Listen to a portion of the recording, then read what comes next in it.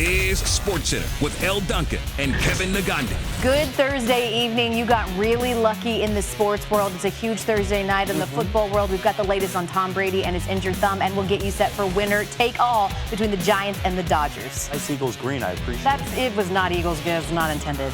Plus, Chris Paul will join us live to talk about the upcoming Sun season and his latest project on the small screen. But first, our Thursday headlines begin. Why? MLB reporter Tim Kewen is joining us now live from San Francisco. Let's start there. Knebel has opened, if you will, 4 games for the Dodgers this season and hasn't been longer than 2 innings. So what went into the decision to start him tonight?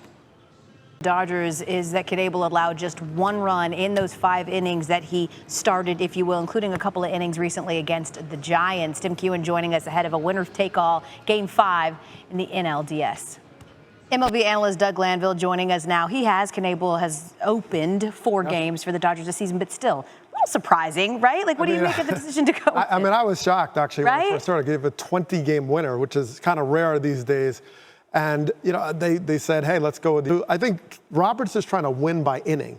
It's like, are we winning a game by winning each inning? Yeah. And he could win the first inning and really see what the Giants are going to do by playing their hand early, because it can compromise them at the back end. We saw the Dodgers do this in the 2020, right, NLCS Game 7 against the Braves, where they started with Dustin May and they ended the game with Julio Urias. It worked out in that case. Something that is unorthodox, though, very quickly, we heard Dave Roberts say that he texted Gabe Kepler, the other skipper, and was like, so we're going to go ahead and go with Corey Knebel. Doesn't that sort of eliminate the whole gamesmanship part, Doug? Is that enough orthodox? I hadn't heard that, but okay. I appreciate that. Friends, former teammates in Boston, so maybe that's where it is. Let's go by the numbers now on the Giants starter tonight. Adjustments from what we saw earlier in this series. How do they do that against Webb tonight? Well, Webb will eat you alive if you try to chase his pitches down in the zone. Okay. He's got a power sinker that drops off the All right, Doug. Tomorrow when we're previewing the NLCS, it'll be the Braves versus...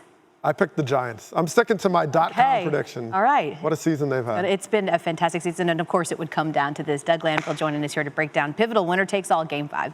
I would. You know, a day after sources claimed that Kyrie Irving's vaccine stance was in part to give a voice to the voiceless, we finally heard him use his on Instagram to explain his hesitancy in getting vaccinated. In short, he says it's based on principle and an issue with mandates, not necessarily the vaccine itself. Fact remains, the line's been drawn on both sides, and as Coley Harvey details in our SportsCenter report. Despite Thursday night football being between the Bucs and Eagles, I did not wear this for Eagles green. Miss me with that on Twitter. Stop texting me, ooh, yuck, and gross. I just thought the leather was hidden. Like she's on our side. Disgusting. On the road. Well, you are playing Tom Brady, so hello. The other part, of course, about this Thursday night is that we've got Thursday night football as well. How is Tom Brady's finger doing? We'll get an update coming up. Thanks for dressing up on the occasion. I didn't wear Eagles green. That's gross. Plus, Chris Paul will join us to talk about the upcoming Sun season and his latest project on the small screen. But first, let that be a warning to Tre'Davious White. Don't get the Josh Norman treatment. God. Have you ever stiff-armed anybody before, Dan Orlovsky? This was a very unnatural position for you, dominating someone. All right, you're back now. Talk a little Bills. Josh Allen, similarly to last year, started off the season, and he's on every conversation for MVP early on. But what's impressed you most this year? Well, because he's a top-tier quarterback, and to be that in today's NFL, you have to really be a 3-tool player. Beat people with your arms, your legs, and then I could beat you with my mind. That's why he's a top-tier quarterback. It's also why they're the best team in football and legit Super Bowl contenders. What's something else to watch for on Monday night? Josh Allen, through 2 Monday night football games, has 8 passing touchdowns. That is the most in NFL history. And with 3 more on Monday night, he would do this to Dan Marino's record. Do you know the Heisman?